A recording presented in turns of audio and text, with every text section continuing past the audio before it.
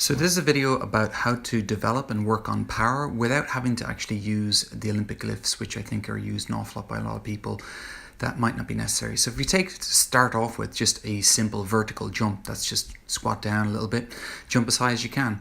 Next up is a broad jump, so you're just jumping for max distance. And again, you can start by doing small jumps first and then kind of working your way up, but it's important when you're working on power that in a lot of ways the intention to move quickly is almost more important than like how far you go or how high you jump or how much power you generate.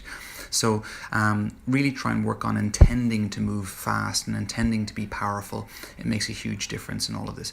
All of these movements can also be used as kind of tests at the start of your workout to see how your nervous system is fired up. So if, let's say, you feel really sluggish and slow on a lot of these, then you should be probably spending a lot of the training session just doing movements like this and very light weights and lots of mobility in order to kind of get your body a little bit more ready for the next day of training. Whereas if you feel like, really sluggish in these and you go ahead with training anyway, I think you can kind of start to dig a bigger hole when it comes to your overall training. So this is a lateral med ball toss, a huge fan of medicine ball work as well. And again, that's working on that rotational power. A lot of the major features of a lot of these movements is triple extension, where your knees and hips and ankles all extend at the same time. And this is kind of that med ball toss is kind of a rotational version of that.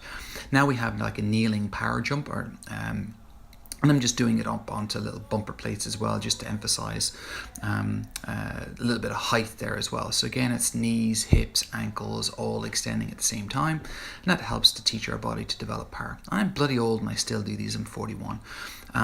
Next up is a box jump. We're going to start at a kind of modest enough height. Again, push my hips back, knees, hips, ankles, all push. And then it's about trying to get the hips up nice and high. Again, you don't have to start at this height. You can start much, much lower and work your way up. You don't have to go a lot higher as well. So on the next video, I'll go a little bit higher. But again, that's not necessary.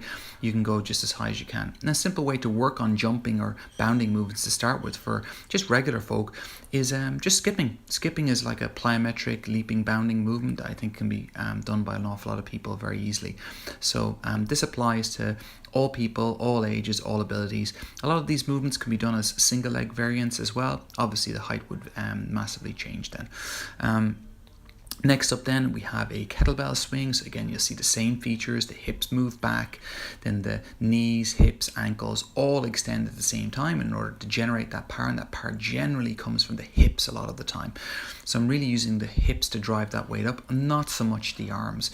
And kettlebell swing is a really good example of helping us develop power. If you have a sandbag, or this is a heavy, what's called D-ball, what I'm going to do is again, just pick it up like if picking up a kettlebell. And then I'm going to again use my hips to generate that power to throw it over my shoulder. So a simple sandbag would work perfectly fine here. So again, you'll see big extension, and it looks like those jumps I did much earlier. So these are again another couple of examples of how you can do all of this. Lastly, now we have a double kettlebell snatch. So you got just 2 kettlebells and we're just punching it up overhead. Again, you can obviously do this one arm at a time, but it's just something I was doing in training today, so I thought I'd video it as well. These are all examples of ways in which you can teach your body to develop power, which is a vital component of a total view of fitness and should be worked on by everybody, regardless of age or ability, in some sort of context. Thanks, guys.